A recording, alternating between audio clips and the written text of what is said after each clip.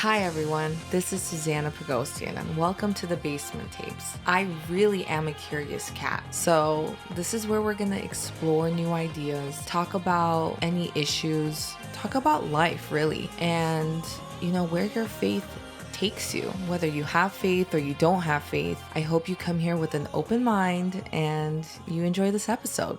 And welcome back to the Basement Tapes. Today I have a very special guest. You probably know her from Instagram, doing those funny Armenian mom reels. She's an actress, comedian, filmmaker, and we're going to dig into her story and the miracles that led her to do a comedy tour nationally last year with Jack Jr. Ruzanna, I am Ruz. Hello. Welcome. Hi. Thank you for having me. Well, thank you for coming to the basement. How do you feel? This place is pretty cool, I must say. Yeah. I'm excited. You're excited? It's a beautiful cathedral. It's a beautiful basement. It's a beautiful basement. That's how I want people to feel. So let's go ahead and jump into your story. Am I supposed to look at you or the cat? I don't know where to look. Whatever you want. It doesn't matter. Okay. It's going to be on YouTube. Speaking of YouTube, don't forget to subscribe. Mm-hmm. Last year, you went on a international comedy tour. Yeah. And it was your first time ever doing stand-up. Yes. Tell me how you got there. And when we say international, we mean Canada, by the way. We see you, Canada. I feel like it counts. So, yeah, it was a very life-changing experience. I did stand up once. So here's the story. Okay, let me just start from the very beginning. Back in the day. So when my parents met, so I was making these Armenian mom reels because I was just having fun. I was just, messing around on Instagram. I wasn't trying to do anything. I was just having fun, What year was that?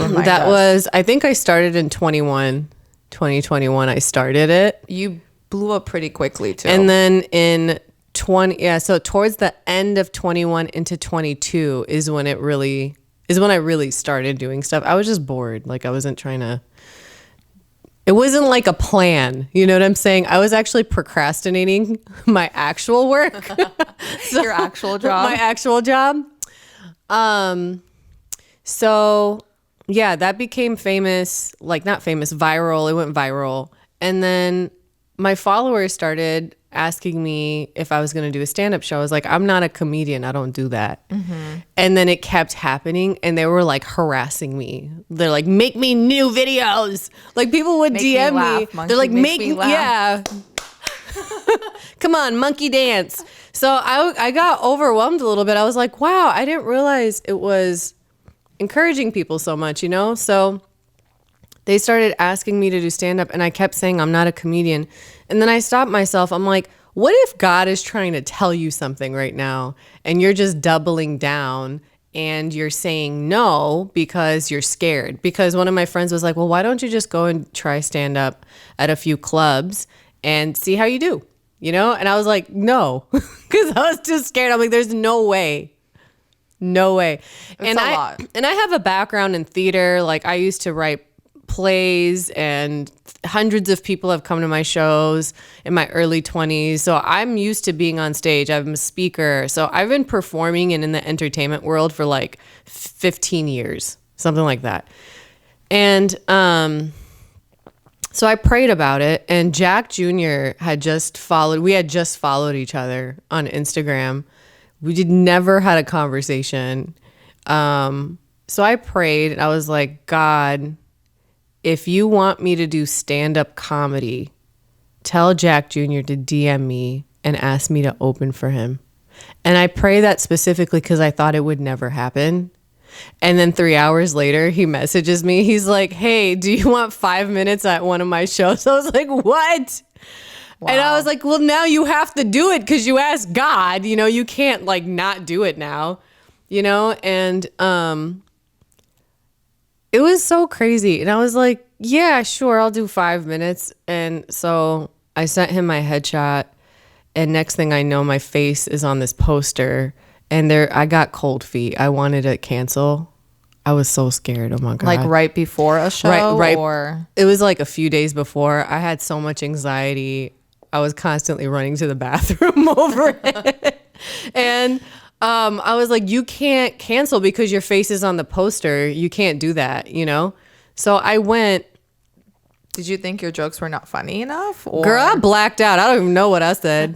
But everyone was laughing. They gave me a applause, and Jack came up. He's like, I'm so proud of you, all this stuff. And he really encouraged me. And what was funny is that day when I performed, one of my favorite comedians was there, Max Amini. I love him. If he's watching this, I freaking adore this man so much. He's just so talented.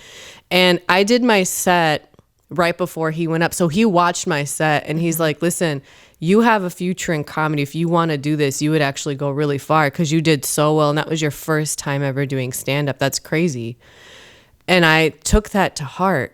You know, like all these comedians were giving me so much positive feedback. And I'm like, well, they don't have to say those nice things. They could just be like, meh, you know? Yeah. So after that, I posted on Instagram and I did a poll. I was like, do you guys want me to come to your city and do a show? I was just trying to understand what was the general audience view of me. Not so much, do you like me? It's, am I serving my community with comedy? Like, do you actually want this? Yeah. You know, or am I like delusional? And it was like 95% or something like that was like, yeah, come to my city. And then I was like, well, let me know what city you're in. And I got all of these lists of cities and stuff. And Jack saw that and he responded. He's like, I'll help you do a tour. Let's do it together. And that's how we came up with the Baklava Comedy Tour. And so I did that show. The first time I did stand-up was November 21st of 2022. Wow. And then in August, we started our comedy tour. So the second time I ever did stand-up was on my tour, which is crazy, Were right? you practicing? Girl, no, I was too scared. You had to, like, I needed something to push me on there because I was too scared. And I did it scared. And I was like, I was funny last time. Am I going to be funny this time? And there were moments where I did bomb, but I had to tell myself, I'm still learning, and the only way to overcome this fear is by facing it and doing it. And no one bats 100. And Jack was very supportive. Like, he was super great to me, you know, and protective, and gave me good tips and all of that stuff. So that, I mean, it was just a God thing. Like, this all happened because the community wanted it first and foremost, and then two, me constantly hearing that made me pray about it. And I really felt like this was a gift that God gave me, because not only was it entertaining for the people coming based on the feedback I got from them, but it was healing to my own heart, you know? It did something inside of me. Looking back at it right now and seeing how your faith guided you basically to comedy, for those who are struggling with being able to find their gift or utilizing their gift where they think how they're supposed to, what's some like advice you would give them, knowing that you experienced that with your recent tour and just your presence on even Instagram? Did you think you were gonna go viral? No, that was not the point. Like, I made it, one, for myself because I was just having fun, and then two, I made it for my friends because I just thought, like, look at this funny video I made. And reels were just now a thing. Like, Instagram had just come out with reels at that point. I didn't know much, you know, and I was very intimidated by it. But I'm an actor first and foremost. And I just make fun of stuff. Like, that's just how I cope with things. Yeah. So I made it for myself, and I made it for my friends and family to watch. But then it like just got shared and shared and shared. And I was like, oh my God, what's happening?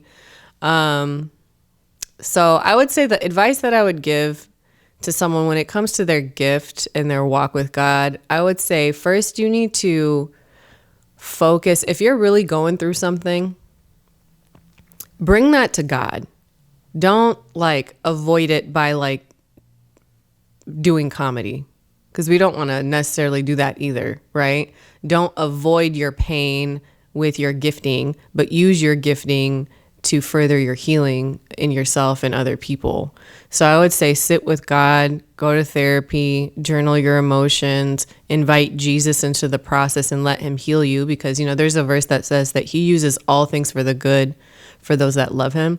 Like, really believe that. Ask him to come into your circumstance and flip it upside down. And then, you know, you can pray and ask God to highlight what are the things that you can use to kind of like make lemonade with the lemons that life threw at you. And you need to look at the stuff that comes to you easy. There's a natural grace for talents. It's natural. It's life-giving. You don't feel like you're pulling teeth or pushing against a wall. Like, there's a lot of things that I'm good at, but I do not enjoy. I'm good at business. I'm an entrepreneur. I've had multiple organizations. I've been the CEO of a few organizations. I'm really good at it, and I'm really good at marketing and stuff like that, like directing, producing.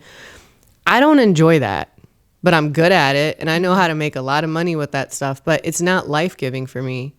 So just because you're good at something doesn't necessarily mean, you know, there's life on it or God is breathing life on it. So I would sit with that and be like, what is actually something that I enjoy? And usually it starts as a hobby. Mm-hmm.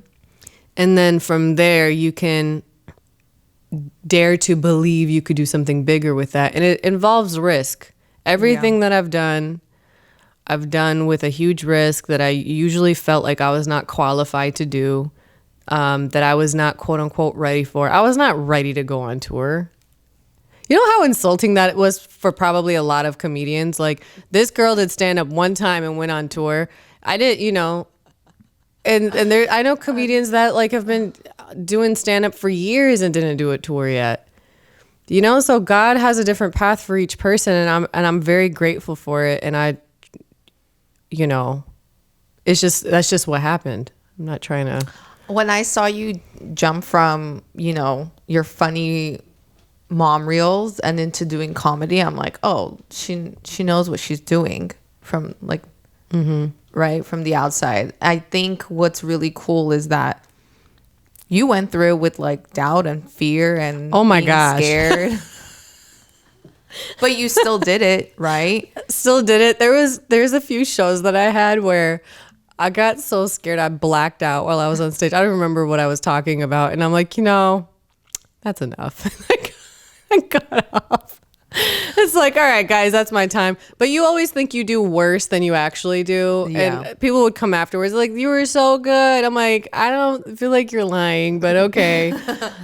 Thanks for the BS, but I'll take your I mean, advice. Again, you're like harder on yourself than usual, but yeah, there were moments like, I have a few videos on this where I talk about having anxiety diarrhea right before going on stage.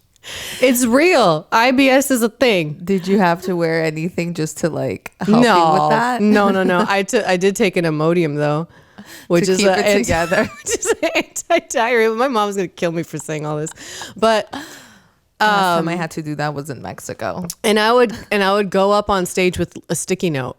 I did 12 shows with a sticky note, and I did not care. And I was like, would you rather me be funny? I had my jokes on there, and I would put it on the mic stand. And I'm like, I'm new. I'm the new kid on the block. You got to give me a break. I need my notes. And then Jack is like, you have to stop. You can't keep relying on this. It looks ghetto.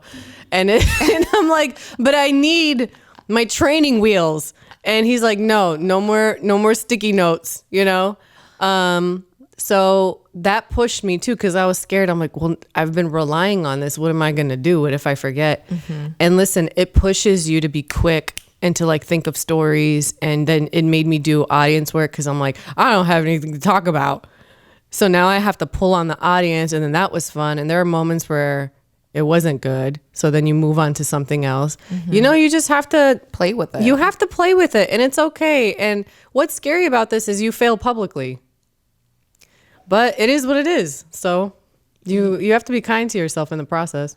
Where do you see this leading you? Like, now that this was unexpected, Yeah. where do you see this leading you as far as like the next few years? And, you know, how do you think this door opening up has like changed your life?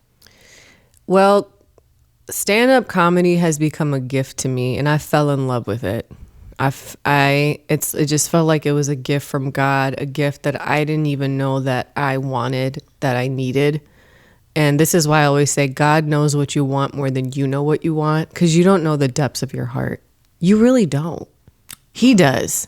Yeah. So he encouraged me to do something, and I fell in love with it, and I want to keep doing it. So my goal is to do my own tour and my own shows. And there's certain things, because I'm an all over performer, entertainer. Like, I sing, I do spoken word, I'm an actor, you know, I'm a theater geek, I have a theater background. So I like to, when I was doing my plays, I would combine all of those things in one show. It was a very different experience, you know, and I like doing stuff like that. So my comedy shows, like as the headliner, it's not going to just be stand-up comedy. There's going to be other components to it, because I'm like, well, why not? You know, and from there, I want to keep pursuing filmmaking, and that's still on the table, and doing theater shows and music. And so I like to take it just a season at a time, a step at a time, because this comedy stuff shows that in just a few months or in just 1 year, your life can dramatically change. If you were to tell me 5 years ago, hey, you're going to do stand-up comedy, I'm like, you're insane.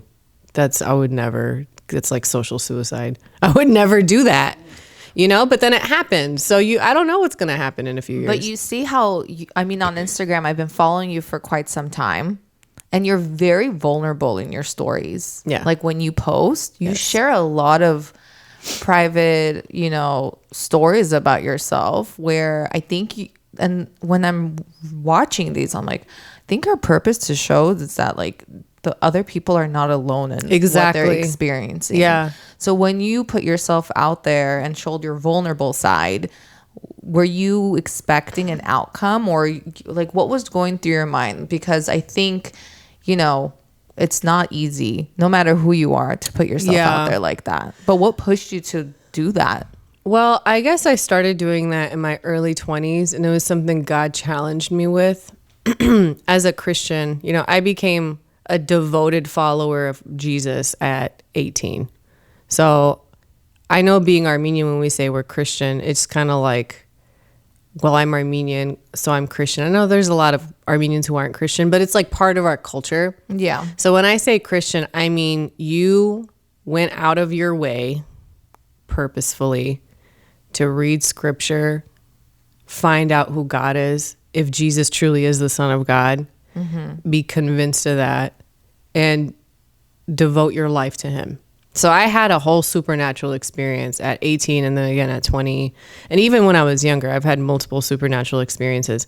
And then I got to the place where, you know, it's either you fear man or you fear God. Either you care about what people think or you care about what God thinks. And if you care about what God thinks, it's important to be vulnerable and honest. And all throughout the New Testament, we see the theme of being forward about your sin, being forward about what you've overcome through him or what he saved you from, and being forward about and giving praise to what God has saved you from, right? I'm not that special. You know, he made me what I am. And if it wasn't for God, I would not be alive.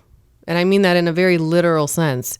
And how could I not, if I know the truth of eternal life, and I know the truth that Jesus saves and heals the most wicked sin and the most wicked betrayal that you could have gone through, if he can heal and turn around the worst of situations, how much must I like hate people to not be vulnerable and tell them? Like, you must be a real hateful person to keep that information to yourself. I think it's more of like being afraid of what people will think of you. So here's the thing though. Whatever you fear is your God. So if I fear the opinions of man over what God thinks of me and is telling me to do, and I'm not doing it because I'm afraid. You know, in scripture it says that cowards go to hell.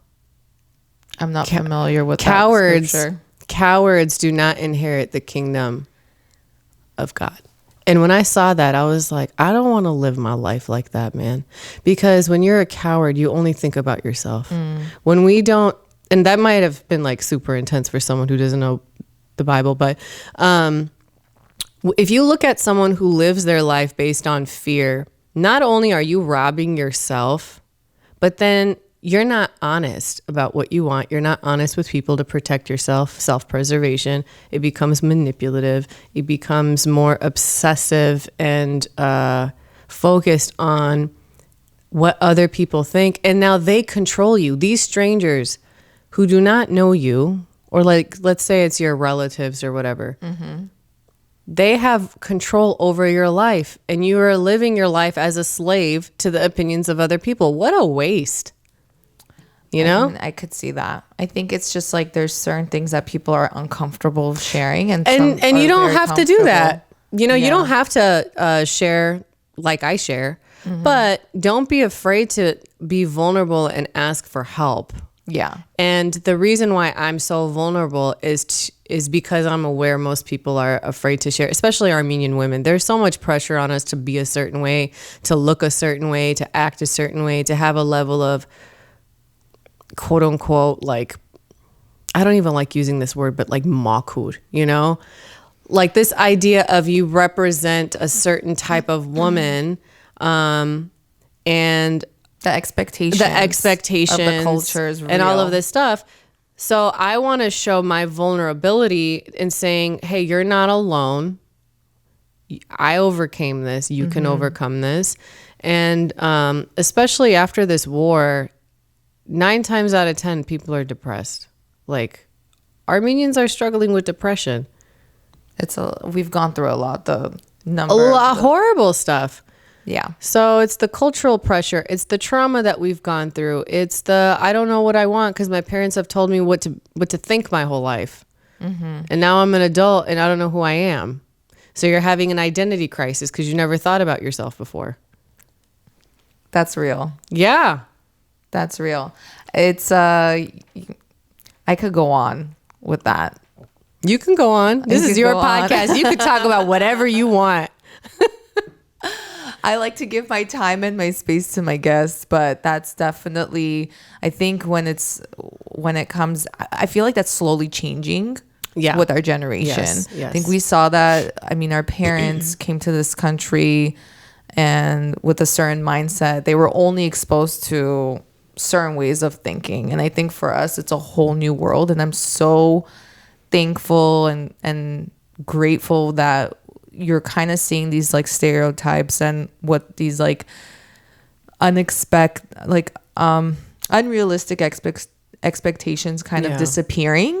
Yeah. And I think what's important is like people like you and Armenian females or males, whatever, you know, it's just being able to like put yourself out there, sharing our struggles was something, it's like, it's not common for our parents' generation. Like you don't talk about it. Yeah. You pretend everything's okay. 100%. It's like shameful. And I think even with this podcast, I was thinking, okay, there's no one out there talking about the taboos, what we go through, the struggles. I'm willing. I'm willing. I don't want it only to be about the Armenian community. No, there's like a lot of other communities that are experiencing that. Totally. But I think it's beautiful that you like put yourself out there and really like you kind of shine light that God is guiding you through like every step of the way, whether it's Instagram, whether it's your business, whether it's comedy, and hearing that come from you and saying like, you know, if someone is struggling with fear of opening up that business or even posting that reel or going for that project, that it's holding you back from life. And You will absolutely rob yourself. I feel like I made a really strong statement before. Let me clarify. When I said cowards go to hell, just because you're afraid of something, it doesn't make you a coward. That's a little bit different. So I don't want to take that out of context, but I think it's more of like the lifestyle. You will ruin your life. And I think, there's this saying like, I don't want to live the rest of my life looking back and saying, what if? Well, what if it doesn't work? Well, what if it does? Mm-hmm. What if it does work? This thing that you want to do, what if you do it and you do it scared? And guess what? You are going to mess up. You're not going to be good in the beginning. It's going to look terrible probably. You might lose money. So what? Okay, you can make more. But what if after the 7th or 10th time of falling on your face, you get back up and it does work out? Exactly. You know what I'm saying? And you'll never know. And it's like, why not just, what is the worst that can happen? You learn something? That I get no YouTube views. Yeah. It's no one ever listens to this episode and that's it. Yeah, it is what it is, So when I was like living with the fear, and I'm filming a comedy special for Dry Bar Comedy let's talk about that. the end of February. And after I signed the contract, I had a panic attack. I freaked out. I was like, oh my gosh, I have to write a whole new set. The audience is just white Mormons. I'm used to making Armenian jokes, but like I grew up in Cleveland, Ohio. So I didn't really have an Armenian audience my whole life. This is new. So I'm used to different audiences and stuff. And I talked to a few of my producer friends and this and that. And they're like, listen, what's the worst that can happen? You bomb it. You bomb it. That's the worst case. You suck, right? That's the worst thing that can happen. Who cares? Yeah. And then you move on. And I was like, well, what if people don't book me? They're like, that's not realistic. That's not your future telling right now. So say it sucks. They decide not to air it. They don't post your videos. It was a learning experience. You're better off trying, going and it sucking than you not trying and you just don't know. Yeah. So put in the work, practice as much as you can, do your due diligence, and then go do your best. That's all you can do. Yeah. And if it still isn't good, okay, see it as data. Don't see it as a personal attack on yourself. Like, I suck, I'm not good, blah, blah, blah. It's like, okay, what can I fix and adjust? How can I adjust what I'm doing to get the goal that I desire versus judging yourself and attacking yourself and sitting in shame? Well, that alone is just, you need to shift your perspective. You can't sit there and dwell on it. What does your family think about all of this? I don't ask. Your 9 other siblings? Yeah. For the most part, they're pretty supportive. I did a show in Sacramento and some of my siblings and my nieces and nephews and my cousins and aunts and stuff came, and they were very supportive and loved it. Mm-hmm. And for the most part, I would say they're pretty supportive. My mom was scared at first. She's like, "Sanu means bolori, arach," and all this stuff. And then she started seeing how like people loved it and love her. They're like, "Who's your mom? We love her." And she's like, "See, everyone wants to take a picture with me." I'm like, "Yeah." I wanted to ask you, how much is your character truly based on your mom? Maybe 40%. Yeah, because it's not. My mom is honestly like the sweetest lady. She's like, you just want to hug her. She's the sweetest, most hospitable, loving person. She's like everyone's mom. Yeah. But I make characters based on what I've seen just in our culture, especially amongst like high Astansis, because I'm high Astansi. Which is like, for those listening, it's Armenians from Armenia, because there's Armenians from different parts of the world. Yeah. And so I just watch people. That's what I do. And that's where I get a lot of my content from. So it's not solely based on my mom. Yeah. Someone said something about my mom in the comments one time and I was ready to fight. Did you talk about my mama? Someone was saying, her mom is like a very intense person if this is what's really coming out of her mouth. And I'm like, I think it's built off It's of a joke. character. It's exaggerated. It's like, let's go ahead and like tone it back down. I'm pretty sure like everything that you do put out there, it's like we've seen it within the community. Yeah. And also, I'm realizing a lot of people, Armenians don't understand sarcasm. It's not really within our It's so comedy difficult. wheel. Oh my gosh. I'm like, I'm not explaining jokes anymore. Like to get something, if there's a message I'm trying to portray or get across, a lot of times you have to go above and beyond in your exaggeration for it to hit home. Mm-hmm. So some of the stuff is exaggerated, but it's based on a level of truth. Yeah. That's why it's funny, because they're like, oh my God, I've seen something like this before. If it wasn't true, it wouldn't have gone viral. Or my favorite one is the Armenian guy laugh. The Robbie's laugh. That's my brother's friends. There's always this one guy. Oh my gosh, he sounded just like that. You're so on point. And there's always a cup in their hand. Yeah. Always. I probably have seen that throughout my life. There's always one person that looks like that and laughs like that. What's one last thing that you want to share before you go, as far as, people who want to like pursue their dreams, or even Instagram? Because you've worked also besides like Instagram. I know you help other people create e-courses, but I think you've seen a colorful of people, a variety of different industries, like where your life and your faith led to. But what's like a final message you want to tell to the listeners and the viewers if they have something that they want to go for and, they don't know where to start? Yeah. So this is what I tell my students and my clients, because I'm a coach, and then I also produce and direct for other people when I make their stuff, make their classes and their social media. So there's a handful of my students, let's say like 5 or 6 of them, and I have a very small class, but their social media accounts are like a million times bigger than mine, because they gave it more attention than I did. Mm-hmm. But this is the advice I gave them to grow their account. So one, the point isn't to have a bunch of followers. So when I say, what is your goal? You can't say 100,000 followers. That's not why.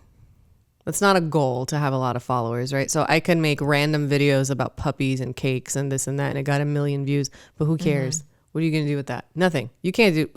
Are you selling puppies? Like, what are you doing? Or are you selling cakes? Are you selling a class about cakes? Are you a cake master? So I would say, like, what is your goal? So if your goal is like, let's use comedy as an example. Yeah. Yeah.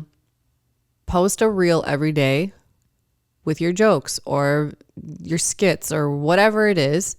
Post a reel a day, at least one a day. If you could do more than one, have at it, but at least one a day. Post it at the same time and create something that has truth in it, and you're speaking to the identity of the viewer. You can't just like make something up that is not in line with reality. Those don't do well unless you're like some sci-fi person or whatever, like people can pick up if you're fake or not. Yeah. So people can sense if you're really overly trying, and there needs to be authenticity in it. And you're going to have to be vulnerable to a degree where you have to at least show your face, because people are like, well, do I have to show my face? I'm like, well, kinda, yeah. Unless you're like playing an instrument or you have a cooking channel where you're just filming your hands doing something, then you can do that. That's fine. But I would say if you really want to be a social media, I hate the word influencer, but like if you want to have influence in a certain realm, then people need to trust you and know who you are. And you have to talk about your life to a degree where they know like this is what you do and your background a little bit. You don't have to be like me where I talk about really emotional, deep things. I do that on purpose because I want to walk people through healing trauma. That's why I talk about what I talk about. It's not for the sake of talking about it, Yeah. So I would say get very specific on your niche. Think about the type of people you want to be drawn to you. Get in their mind, in their head. What are they thinking about? What are they struggling with? What do they want? Make content for that. And then create a resource you can sell and monetize your following. So this is just like a you gave us all the nuggets too. Yeah, there you go. People pay me $500 for that information. So it's like, I'm gonna go ahead and take it and make it into an e-course. Okay. Well, thank you for coming. Yeah, thank you for having me. I feel like there's so much more I wanted to ask you, but there's only limited time. Maybe you could come back and talk about your origin story. Yeah. And I don't know. I feel like there's still there's certain people where I see them and I'm like, there's a lot that's gonna happen for you. And there's like a whole world that's going to open up for you. And for me, what makes me excited is every guest that comes and sits here and talks, I have an idea of what they've gone through and where they're at the moment, and to show people like you too can overcome your challenges. Yeah. Again, like whether you have faith or not, and I know some people are in different places in their life, but to show that there is hope, there is joy, and it's really like shifting your perspective of how you view things. Yeah. Because like you mentioned prior to, there's a lot of depressed people out there, and it's very difficult to get yourself out of that framework. And, it comes and goes. And some people have a way more challenging time with it than others. I know I'm like coming over here and all of us that I'm starting to talk about depression, but it's real. And my whole point is like, you probably have, you went through a lot to get to where you are right now. I did. I gave up everything. I literally have started from zero multiple times where I literally just had a suitcase full of clothes. I moved to LA with not knowing one person here. I had like $300 to my name. I didn't know where I was going to live. I had no job. I had no support. People thought I was crazy. I've started from nothing multiple times. I've started over multiple times. And this is the last thing I'll say, because I know you want to wrap up, but I wish I could continue forever. For those of you watching, listen, you don't need anyone's permission. Whatever it is that you feel is on your heart to do, as long as you're not harming yourself, as long as it's not selfish and you're like taking from other people. But say you want to go after a certain career or whatever, whatever it is that you want to do. 1, you don't need anyone's permission. 2, maybe you need to move out and live on your own, because it will force you to grow up and rely on yourself in ways that you're not going to be able to do that if you're at home. 3, if you are struggling with depression, and this is coming from someone who struggled with depression on and off, had suicidal thoughts on and off for 20 years. I'm finally free from all of that. And I could say that as a true survivor. Dare to believe that God cares about that in your life, invite Jesus into it. And I remember there was a moment where I was like, there's not enough therapy in the world to fix my broken heart, or to fix the brokenness I feel in my soul, especially after 2020. I'm like, there's just not enough therapy in the world to put me back together. And I believe that was a accurate statement, because it took a supernatural experience with Jesus. I felt him walk into my room and put me back together. But it takes us being vulnerable and honest and telling on ourselves when we do something wrong, not waiting to be cornered and confronted, but going to the people that we've hurt, apologizing first, doing the inner work. Dare to believe that he can put you back together again and heal your heart and give you vision for life. Because there came a time in my life where I'm like, I don't think I'm going to live. I don't think I'm going to make it. I didn't see a future, but I invited Jesus into it, and here I am, cracking jokes on stage when I couldn't even smile. Wow. And if that's not a testimony, I don't know what is. It really is. And it's not because I'm super talented. I really think it's because of the mercy and kindness of God. And I mean that in a very real way. That's not me trying to be humble or trying to be overly spiritual. That is what happened to me. That is my story. Yeah. And that's beautiful. And again, thank you so much for being open, being vulnerable, and being showing that side of you. And I think what you were saying is when you're healing, you really have to be open to what comes your way. And I think a lot of people stand in their own way, stand in their way of healing. But yeah, man, what is this? It feels like a therapy session. Yeah, I know. Thank you so much for coming. Thank you for having me. I really hope you enjoyed it. And for those who are watching, don't forget to subscribe. Thank you for watching. Thank you for your support. And if you have any questions for Ruz, yeah, leave it in the comments and I'll put your handle in the show notes. And again, thank you for coming. Thank you for having me. Thanks, guys. Bye.